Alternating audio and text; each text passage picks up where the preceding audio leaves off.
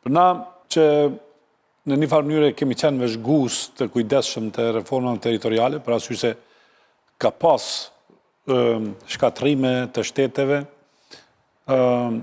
dhe të gjitha kanë filluar nga fillimi. Ajo që e dallon Shqipërinë nga gjitha vendet përreth dhe nga vendet e Bashkimit Evropian është që ka një kompaktësi etnike dhe nuk e bën asnjëherë të vështirë reformën territoriale. Domethënë, reforma territoriale përplasjen më të madhe ka kur brenda i ka bashkësitë etnike, të cilat refuzojnë derisa e marrin maksimumin e tyre. Dhe sot, po ta kemi, ta marrim shembull Kosovën ose Maqedonisë, nëse Maqedonia ka mazbet, po Kosova e ka në maksimum, kur është bërë reforma territoriale, maksimumin e qeverisjes gati, ka kompetenca më shumë se sa vetë qeverisja qendrore. Meqense nuk i kemi këto vështirësi. Nëse po kërkojmë bashkim komunash të vogla, realisht kjo e rrezikon bukur shumë partinë e cila e i udhëheq reformat territoriale. Për arsye se çdo bashkim humb burokraci, humb atë centrizmin e lokaliteteve tjera dhe krijon debat të mbrëmshëm te popullata.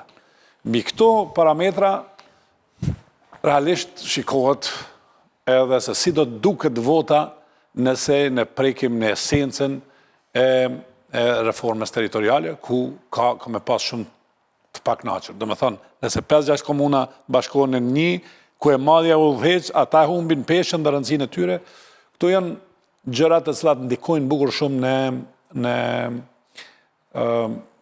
po themi në zgjedhjet e ardhshme.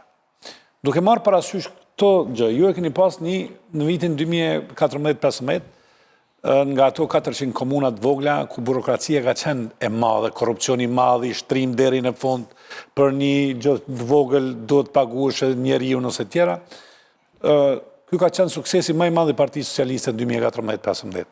Zvoglimi dhe ikja nga burokracia pa nevojshme dhe centralizimi ose shpejtësia e problematikës burokratike. Kjo, në fund desha të them që meqense se kemi hyrë në një proces të digitalizimit, është e vërtetë se këto komunat e vogla ose 61 bashki janë të panevojshme tash. Për arsye se s'ke nevojë që trokasësh në derë. Duke i marrë parasysh këto sende. E kemi një model evropian që kërkon që qytetari ta ndinë qeverisjen deri në fund, ose të jetë vetë qeverisës në enklavat e veta, në hapësirat e veta. A rrezikoni që duke u decentralizuar në këtë formë që t'i zvogloni 61 bashki, ta rrezikoni edhe votën, se kjo është tek e fundit reforma territoriale, ajo që një parti majoritare e bën të mendoj mirë se çfarë reforma të bëj. Edhe pse kryetari juaj ka thënë që unë do edhe atëherë kur e bëri me 61, unë do e bëj në qoftë se edhe më kushton me votë, po tash si është puna? Unë mendoj që Shqipëria ka ndryshuar shumë. Dhe jo se e them unë, po mendoj që për shumë arsye, e para ajo që thatë ju, do në hyrë në botën digital, infrastruktura e shtuar, pra në rast se kur është bërë reforma para 10 vjetësh, nga Dibra donte 4-5 orë të vijë në Tiranë, në mos 6, sot shkohet në 1 orë. Apo nga zonat tjera, infrastruktura e ka sjellë shumë afër komunitetit. Pra, ka rënë shumë tepër ajo historia e vjetër e komunikimit, e qenies bashk, interneti, telefoni që është një lloj kudo në gjithë Shqipërinë, qenia pranë zyrës online. Pra, është shumë e vërtetë ajo që thatë ju, ka i diskutim, që ka të bëjë me raportin me qytetarin, edhe me ato ndjesitë që thatë padyshim janë dhe ato, pra krajinizmi. Edhe në Shqipëri, megjithëse nuk janë të forta, apo nuk kemi ndarjet mëdha për sa i përket këtyre enklavave, prap ka zona që nuk historia i ka bërë si të larguara nga njëra tjetër dhe ka një lloj kështu ndjesie, dhe kudo në Shqipëri ka ndjesira të lehta. Por ajo që thënë në fund është thelbi, pra ne kemi marrë këto 83 mandate për të qeverisur Shqipërinë dhe për ta çuar në Evropë. Dhe për të shkuar tek ajo që tha kolegu Vokshi, padyshim që kemi një Shqipëri europiane me shumë detyra të implementuara nga pushteti lokal, duhet ta forcojmë këtë pushtet lokal. Dhe duhet ta marrim këtë debat me qytetarët mbi vete. Dhe ne e marrim këtë përgjegjësi dhe duam ta bëjmë këtë debat. Nalu te përgjegjësia, Klosi. Jo, e marrim këtë detyrë që e kemi ne për ta bërë. Po. Duhet ta bëjmë në këtë debat, duhet ta bëjmë në këtë reformë, duhet ta bëjmë këtë kontakt me qytetarët. Kur pretendon që ta bësh këtë reformë, ta zvoglosh këto, pe bëj një digresion. Mu rasti i fundit i Vlorës më shokoj, se kur po flasim për decentralizimin, marrja katastrës nga... Ja, se e kemi si pyetjen vete. Ose me që doli i jepi. Po, se të mbarojmë me këtë reformës. Grabitja e një funksioni decentralizues dhe sjellja nga në qendër. Janë dy momente këtu.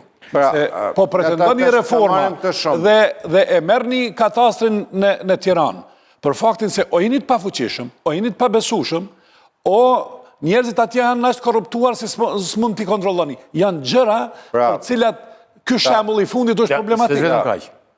Shembulli që sot i batoni, është në gjithë Shqipërinë dhe me këtë që bëtë dhe në Tiranë, dikur, e keni për më përpara. Dhe vete unë ose tjetëri i gjenë 2 bodrume, 2 garazhe, i gjenë në Librasht. Kalojnë në Librasht. Që unë jam qytetari i Tiranës. E këto gjëra që bëni ju janë habi e madhe. Pra, Baton, këto gjërat janë të lidhur dhe është komplet një bisedë që duhet sqaruar. Shumë mirë që e ngretet si çështje. Pra, në radhë parë, nuk bëhet fjalë që kadastra e Vlorës i ka takuar Bashkisë Vlorës edhe ja mori qendra e Tiranës.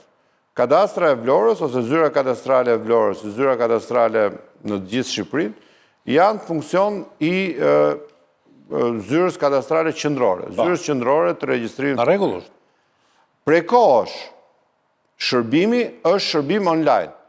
Dhe qytetari nuk ka pse të ketë kontakt me funksionarin publik. Largimi i këtij funksioni, pra dhe grumbullimi në qendër, nuk i ka larguar qytetarin e Vlorës që prap duhet ta marrë online shërbimin.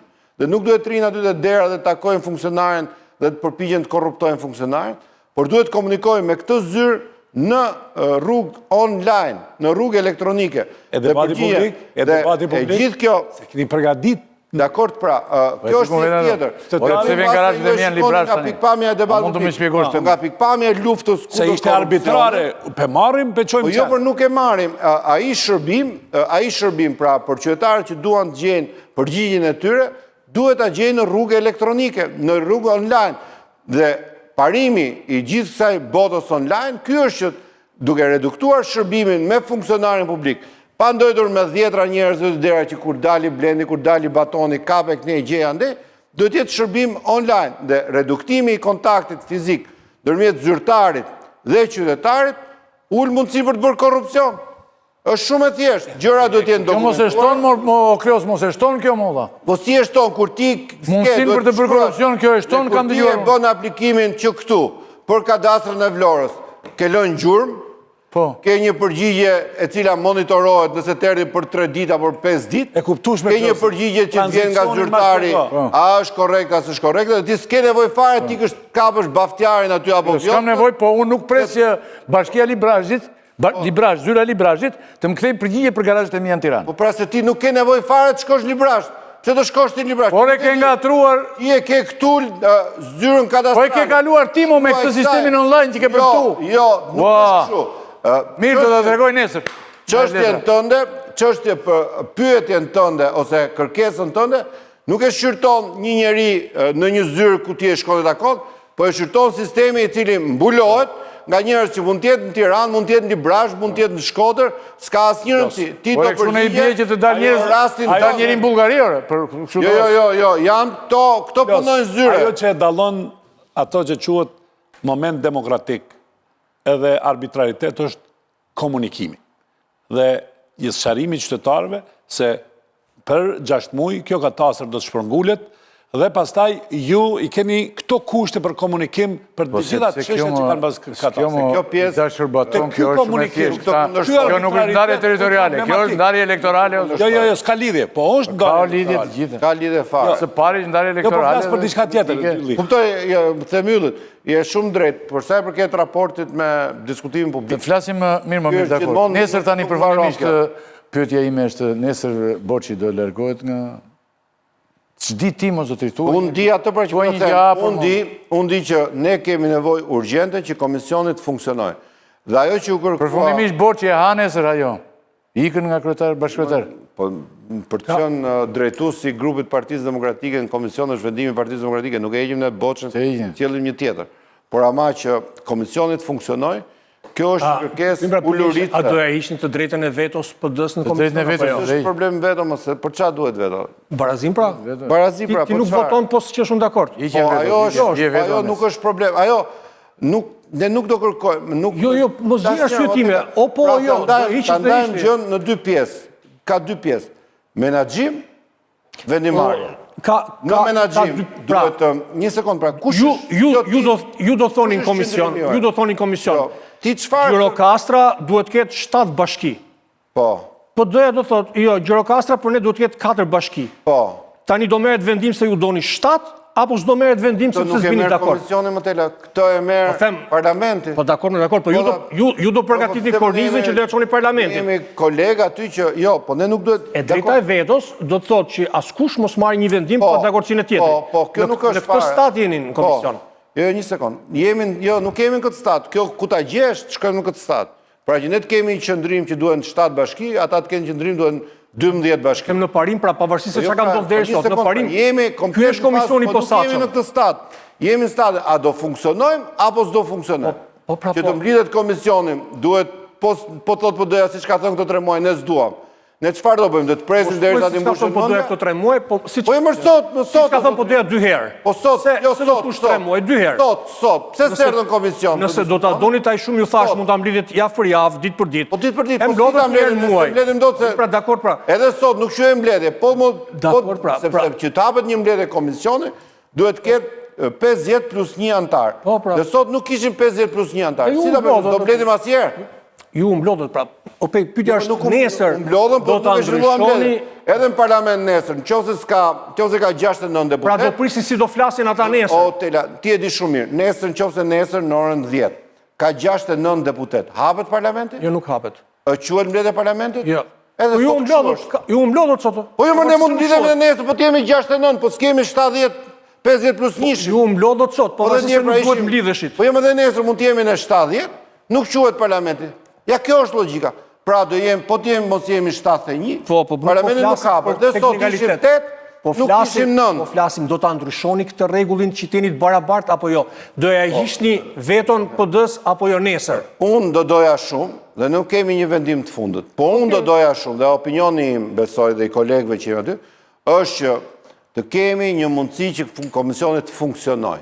Pastaj te vendimarja, ajta diskutojmë si është puna vendimarjes, por vendimarja në fund, dhe të shumë e vështirë të kemi një qëndrim të dakordsuar 100% për çdo kufi, për çdo territor, se mund të jemi ne, po t'jetë shu si thoni ju, Tirana bjem dakord, Durrësi bjem dakord, Vlora bjem dakord, s'bjem dakord për Dibrën, edhe prishet komision. Jo, ne nuk mund ta lejojmë këtë reformë pa u përfunduar. Majoranca për këtë është votuar, e kemi pasur program elektoral, e kemi thënë, ne duam ta bëjmë. Duam ta bëjnë ata, s'duam ta bëjnë. Po si çdo ligj parlament, po çdo ligj parlament diskutohet. Selaniket atë pjetë Tela. Çka qenë do të jetë? Selaniket atë pjetë. Po do bëhet më mirë.